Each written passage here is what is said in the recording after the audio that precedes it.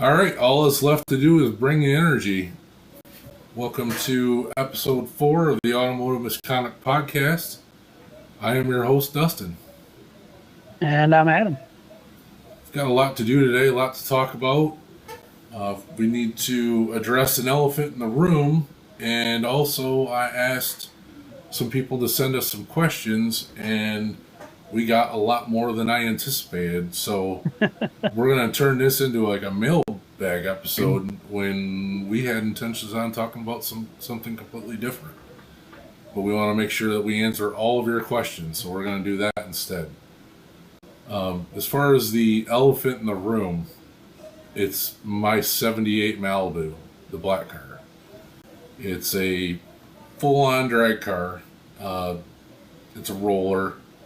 Has a Mosier 9-inch rear end in it. We had intentions on doing the Turbo LS. I have a 5.3 sitting in my garage right now. I've got a Turbo 400 transmission sitting in my garage right now. Really, we were looking to do a clone of Adam's car as far as powertrain goes. And really, your car was supposed to be kind of the test bed, laboratory, whatever you want to say. Yeah, we plan on doing the Holly on your car as well. Yep. Really, it was just kind of using my car as a baseline to, what works, what doesn't work, and kind of adding that into your situation, putting it on your car and going from there. But here we are. Things happen. Yeah. Yeah, I've owned the car for 3 years now, and it just hasn't made progress. And I really think kind of that's just an example of where I'm at in life right now. Like, I thought I was ready for this. We talked about this at length before I made the purchase. Like, you agreed, like, oh yeah, we're good now. It was when I switched from, working production to a day shift job. I remember hearing about that in the previous episode. And I thought everything was going to go great. And it didn't. And it just hasn't moved along like I'd hoped. The money hasn't really been there like I'd hoped. Inflation. Everybody's feeling that pinch. Yeah, it just, things aren't the same as they were 3 years ago. And the car hasn't made the progress that I hoped. And just with everything that's happened, I think it's time to move on. The car, like I said, we had such big plans, for this build. There was a lot of stuff we wanted to do to this car, and just hasn't happened. Life. Yeah. This really never gained traction, but it's all right. Right. Yeah. We could just throw the car together and get it done and be okay. But with a project of this size, that you're not going to half-ass anything like the car. If we can't give it 110%, then, we've already kind of discussed this. Yeah. And that's where I'm at with it. And, to anybody who's disappointed to hear this or whatever, like, it just is what it is. I'm not happy about it either. No, but not by any means. But I think in the end, like, this is the right decision. So probably more towards the spring, I'm going to put it for sale, not on sale, as they say, that old gag. I'm not, desperate for the money or anything. I'm going to ask market price. And I'm not going to name that number, right here and now. And, well, you said on your podcast and, all that. I don't want any of that going on. So that's really kind of, say, the elephant in the room. Obviously both of us, and we're not going to take an entire episode of going over it or anything of that nature. And obviously you and I also own other cars, but that stuff will come up when it's relevant, right? Like, the Crown Vic doesn't need its own episode. Right. So kind of with that, if you've got questions, hit us up. you can get a hold of me directly if there's something going on or you're interested or whatever. I'd be glad to talk to anybody one on one about it if there's that big of a deal.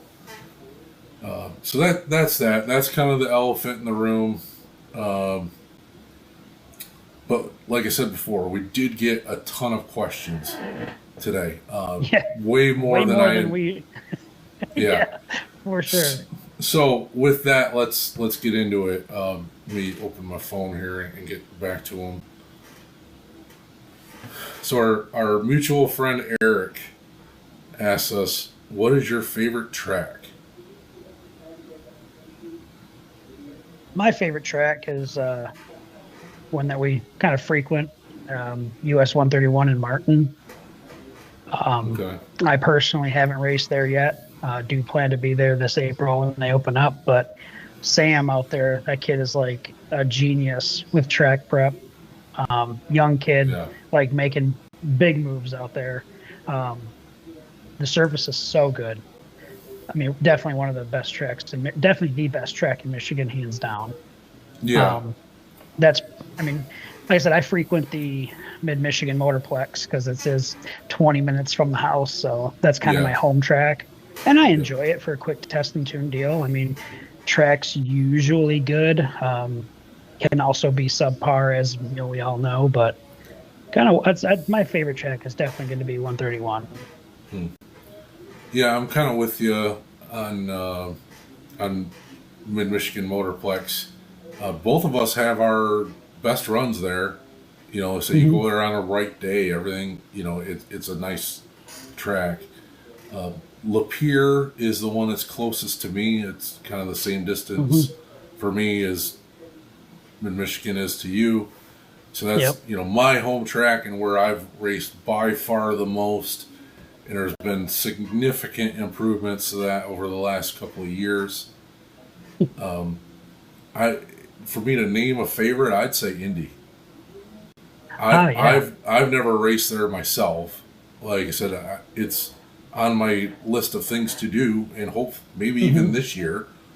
But obviously, I mean, they have the U.S. Nationals there. It's obviously a beautiful track, and we've gone there for Streetcar Takeover. We've gone there for Cletus and cars and all those things. So I really enjoy going to Indianapolis. It's always a good time down there. There's lots of nice hotels, and we usually make a weekend out of it. And I've always had a good time down there. So I will agree. That's my favorite track. Yep. Favorite single modification? I think my favorite single modification would have to be bolting on that snail. I mean, it goes to say, I've had a few naturally aspirated cars, and you bolt turbo onto a naturally aspirated situation, and it becomes a lot of fun. Sure. So that would have to be my single favorite modification, especially on my car. Right. Well, I think mine is kind of no surprise. I like stuff loud. So it's always been, exhaust is always the first mod for me, no matter what. And, I try to pride myself on how nice my cars sound. Like, even if they're stock or mostly stock or whatever, I try to, it's always kind of been my signature dish, I guess. Next. Your car is loud as hell, though. That thing is so loud. Yes. If you haven't heard this car in person, it's under wide open throttle. The car has a very, very nice sound to it. It is loud. My friend Sal described it as Godzilla and King Kong fighting in a metal box. Fair enough. I can see that. Yeah, that was his description. First love of your first car love. What car did you fall in love with first? Well, for me, it was when I was young. My uncles all had cars, growing up. But my uncle had a '66 Chevy too, and That definitely got me into the car, back when I was young. And ever since then, I've always wanted to do a pro touring setup, like 66, 67 Chevy 2 with, LSA swap with a, 6 speed lowered. Oh Like, yeah. to me, that's my Oh dream yeah. car. Eventually one like, man, that heat AC, like something I can literally load the girls and my dog up and drive across the country if I wanted to. Hmm. That's to me, that's my first love of a car was my uncle's 66 Chevy 2 for sure. I'm gonna go a bit off the board here. Yeah. It was my dad's '79 F-250. The people call I somebody's gonna come on here and tell me I'm wrong, but I'm pretty sure they call them the dent side body style, and Hmm. it's the same body style as Bigfoot one. Okay, but Yeah. my dad had a blue one, and when he bought it, it was the only thing the only truck he ever bought brand new. This was before I was born, but it was when he first got it. It was blue with like a white, and then like the Ford lettering and everything was red. Hmm. It was Oh yeah. beautiful, and to this day, to me, that body like 78, 79 Ford Hmm. pickups are the best looking truck ever made, as far as I'm concerned. So I know it's kind of strange coming from me, but Oh, that's I my actually answer. had a 79 F-250 Highboy with a 460 big block and a C6 trans Hmm. when I, but yeah, like I love those vehicles too, and they are a very sharp looking truck when done right.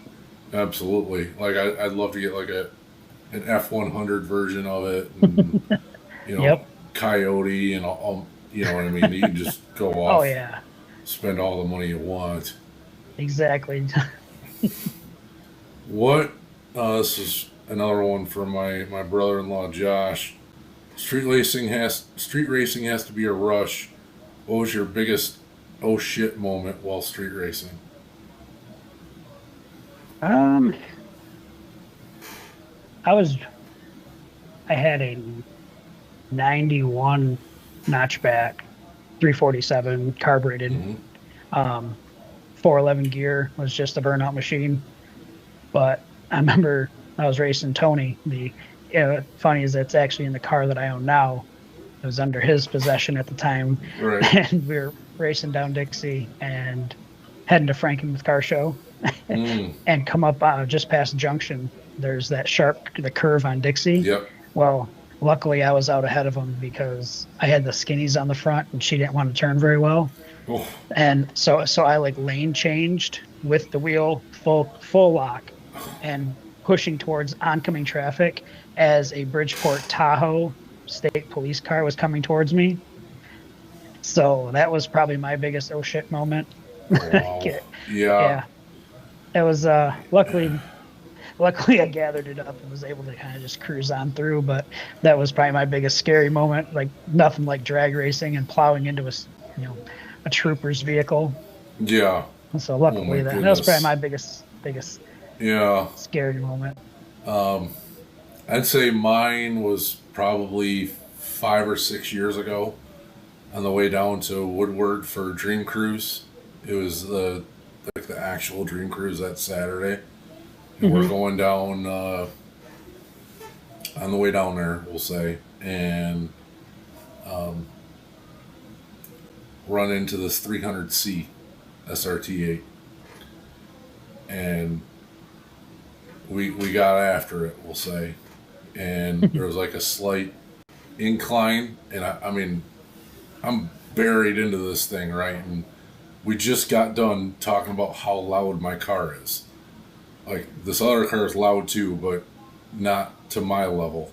Hmm. And we get to like the crest, and there's a county sheriff in the center, and I mean triple digits Oh yeah. plus. And so, like, I'm just about 2 foot, like, getting ready to 2 foot the brake pedal, you know. And so, my wife's with me, and like, we like, okay, like, I'm probably going to jail. You know, like that's a foregone conclusion at the time. And oh yeah, like I'm just worried about them impounding the car. Yeah, that was like big that back then too. Yeah, that's They were all I taking was people's worried about. shit. Like yeah, like so we're already talking like get her boss to like bail me out of jail and you know what I mean, all this other stuff like Yeah. we just can't afford for this car to get taken. And so I was extremely worried. And Oh yeah. so, we slow right down and like I duck in like behind this guy and we're doing 55. And the cop, turns around and it starts heading our way. I'm like, oh God. Oh God. And God is my witness. I don't know why. He just slowly drove past at like 57 miles an hour. Just to let you know. Yeah. And and so he goes on and about his day, and like we come to the next light, and I pull up next to the guy, and like we're all just like, there's two people in that car. We're all just like white as a ghost. And the dude in the passenger side is like yeah, no. So yeah, that was mine. Like I swore I was going to jail. Carl was going to impound, like the whole thing. Like, got a small house worth of money into this car, and it's gonna get taken. And oh yeah, I mean, heck, even like during that time has been like a lot of the racing down in like James P. Cole was going on, and they were literally taking cars. Mm-hmm. Like it did not matter. Like if you got caught street racing, your car was gone. Yeah. So I don't blame you for being scared there. Yeah, that shut that whole deal right down. Like as far as I know, that's never recovered. Right. I don't think so. Let's see next. Did you build your car alone in the beginning, or did you have family or friends help you? For me, this has always been a group project. Like, never once has it been a soloed. I mean, I've worked on it by myself. Of course I have. Oh, but, yeah. you know what I mean? Like, along the way, it's always been a group effort for me. I mean, I've worked on this car. You've worked on this car. My dad's worked on this car. Our other friends have worked on this car. Like, that's always been like a big thing for me. Like, getting everybody involved and having this, you call it like a campfire to come around to this car and bring people together. That's stolen from a documentary. It's called Love the Beast by Eric Bana. Have you ever seen that? I don't think so. Okay.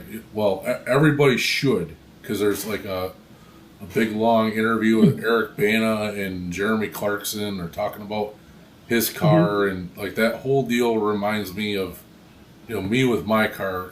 Not that I've owned it since I was like 15 or 16 like he has, and a multi-millionaire like that. That's not the same, but just the car has meant that much to me. And it's always been a thing for me and my friends and everybody I know and care about to be around. Yeah, I agree. I mean, cars have, just in general, like bring a lot of people together. Yeah. Like even people we didn't know we knew.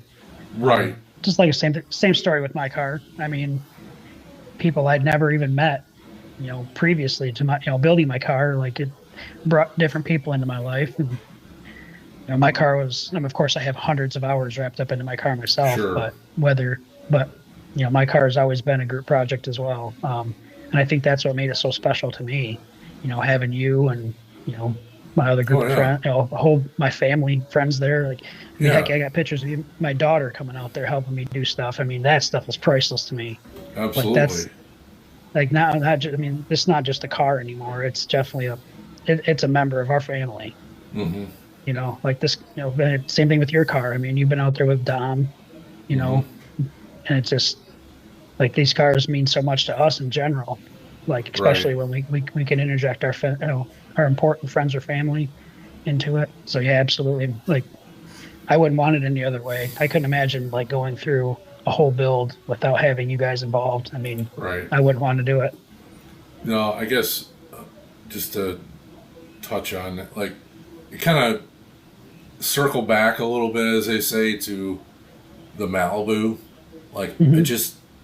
I haven't been able to make that connection with that car that I have the Charger, and that's kind of say one of the many reasons why that situation is what it is, and it makes all the difference.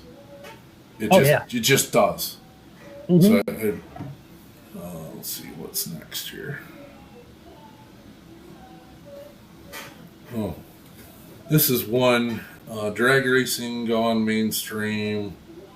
What has it done to or for the sport? Drag racing on network TV.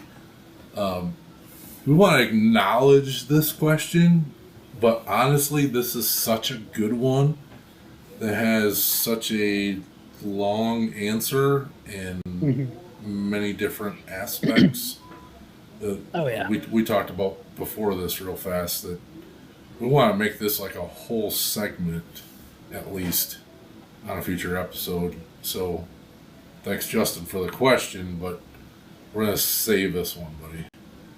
Yeah, we can we can fill an half-hour slot just talking about this question in general. Absolutely. It's a very important question for sure. Yeah. Yeah. Your question was too good. Yeah. Next one, still from Justin. Our showroom bought drag ready cars, turning more people into Corvette owners. I call them store-bought muscle cars, the term I give them, but same deal. Mm-hmm. What do you think? Oh, I agree. I don't know, just you do have your enthusiasts, just like that buy it because they are fast and buy it because they enjoy them. But you've also got the guys that buy them with their white New Balances, their Right. jean jorts, Yeah. and their Corvette, jacket on. Right. I think that is also coming more and more like into basically I'll say it's coming into the Mopar world heavily with all the different the different types of vehicles they're The coming out Hellcat with. variations, basically. Yes, Yeah. they put that in everything. I mean, they got the new was it the Grand Caravan damn near got a Hellcat motor. You know what I mean? So, Oh yeah, they would have. They could. if it would have fit. But Mm-hmm. yeah, I see it happening a lot with these cars, and I mean, how MSRP on most of these vehicles are so damn expensive. Some normal Joe Blow can't afford to get them. And Right. I mean, we could go down a rabbit hole of the built not bought versus oh yeah, the store bought muscle car, and mm-hmm. the stigma attached to buying something already fast and just being happy with it and not messing with it, or say that could be I mean, we could almost do just as much about this as the other question, but I personally kind of think so. There's obviously a point to that. Like you say, you got the person that just kind of wants to be cool, but doesn't. Maybe they don't necessarily care about cars. It's just a status symbol. And they go buy the Hellcat and the ZR1 and all this stuff, and that's fine, right? It's capitalism, and I'm damn sure not going to tell anybody how to spend their money. And right. Profit's not a dirty word, and all that. Dodge kind of used the Hellcat as like a halo car to bring people that, maybe I can't afford a Hellcat, but hey, look, they're leasing Scat Packs and I can afford that. Right. It kind of that deal. And yeah, this could just be like a whole. Yeah, I just opened up a whole rabbit hole there. Yeah, how far you want to take that one? Oof. Yeah. Let's move along. What's Zach Church here? Looks like we got a little bit of a discrepancy between Mr. Church and Mr. McMinn there. What's that all about? Well, Mr. Church is now a Corvette owner, and okay. used to be a D1 Pro Charged SRT8 Charger owner. So, there's always been a little bit of banter back and forth between Justin and Zach, which I may or may not have been a part of. I'm sure it's just them two, huh? Yeah. Yeah. But so Zach's sticking up for the Corvette enthusiast, and he's a real enthusiast. I mean, yeah, I'm gonna stick up for him at least a little bit here. Yeah. So he does some pretty cool stuff. Next question. What song makes you instantly speed up when it comes on the radio? I've got a little bit of a cheater answer if you need a second. Yeah, go ahead. I'll let you throw this one back to you. All right. So my kind of cheater answer is I always associate hair metal with my car, where it comes to driving it, working on it, like whatever, like the 80s hair metal, like the Def Leppard and all that stuff. That's just what fits my car to me and what makes me think of it and whatnot. I really don't have a specific song. Like usually I have the radio off. Yeah, that is a hard question. Yeah. I usually turn the radio off and just listen to the song of my people coming out my left front fender. Right. But no, that is a good question. But definitely, I don't have a direct answer for that one. Nothing really comes to mind as something that just sets me off. Right. Dustin Marsh, best all-around street tire. I would like to break this question up into maybe two parts. I think there's a couple of different answers here. Like a 3-season tire would be kind of one answer, and then an all-season tire being another answer. Trouble is I'm not really a tire expert. I can only tell you like my experiences. On the Crown Vic is the only car I've ever tried to really make handle well. I put the 18s on it, and I put Nitto 555s on it, and took it down to the tail of the Dragon. And it, as far as I'm concerned, it did extremely well. So I'm a big fan of, like, when it comes to handling, like, using those tires. That's kind of the best answer I can give you as far as, like, a 3-season tire. All seasons, like, the best answer really that I have is anything that's like a premium Bridgestone or like a Goodyear would be like kind of what I would go with. Like any of their top level stuff. Michelin is definitely up there. Right, Michelin as well. Yeah, that's the other brand I was trying to think of. Anything, kind of top shelf from them, it's all going to be good. As far as just a regular passenger tire to get you to and from and all that. Anything with like an 80,000 mile tread life. I say I'm not a real tire expert. Me either. But I know I had a lot of friends real good luck with like the Toyo Proxies and is it even like your the Nittos that you were talking about, the NTO5s, those are real good. That's why I was kind of taking this question as like street tire for like horsepower applications. Right. But so that's kind of them are the tires that I see a lot of guys using between the Toyo Proxies and the Nitto, the 05, I think it's 05s, and the 555Rs. Like those are probably the two best street tire that I know of. Right. Well, like the tires on the Charger on the 22s are just Nexans. Like literally, like the only thing I have them on there for is to turn them to smoke. Like, you know what I mean? Right. Like, yeah. So, what is the cheapest that'll get me through like 2 seasons? Like, right. Yeah. Yeah. So that's kind of been my tire experience. Hey, the last one, which is doing good because we were doing all right time-wise, it's actually from my mom. She wants to know what somebody like herself, being in her mid-60s, and living on the paycheck of a person that age, what kind of a hot rod could she build, basically, or what we would recommend that she build or mess around with. I've got kind of the hack answer. Yeah, it's kind of the easy one, but I honestly thought about this a little bit today, and I think it's the right answer.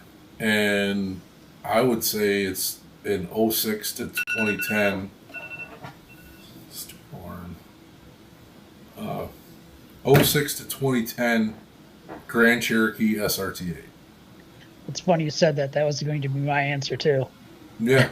I mean, it's a mom vehicle. It's quick, and it's an all-season vehicle. Right.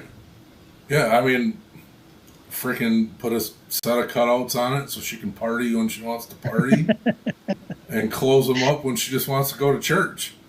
Yep, I agree. And whatever basic bolt-ons, like an underdrive pulley or something, cold air intake, and handheld tuner, and call it a day. And then they can be had relatively cheap compared to other options. I mean, now compared to 10 years ago. Right. Well, I think now the Trackhawk kind of took over the expensive realm, and it definitely lowered the price of the older SRTs. Yeah. So I really still think a fun vehicle for sure. Yeah, I think it'd be good value, really. All right. Well. Yeah. I think we're doing good. That was kind of it for questions. Anything else you wanted to add? Not really. I mean, it's kind of pretty excited about this deal, to be honest with you. It's after looking at past 3 episodes, we kind of talked like, we'll do 3 episodes and then kind of reevaluate where we're at, make sure we want to do this. And definitely happy with how things are going so far. Yeah, I assume we extended to the 10 episodes. Seeing how you showed up today. That's pretty good. I agree. Yep. All right, well, if you made it this far, thanks for watching. And, apologies about not making it on Sunday, but life happens. So here we are That's tonight. my bad. I wasn't even going to explain that much. My old man back got the best of me. There you go. Well, spill his own beans. All right, thanks.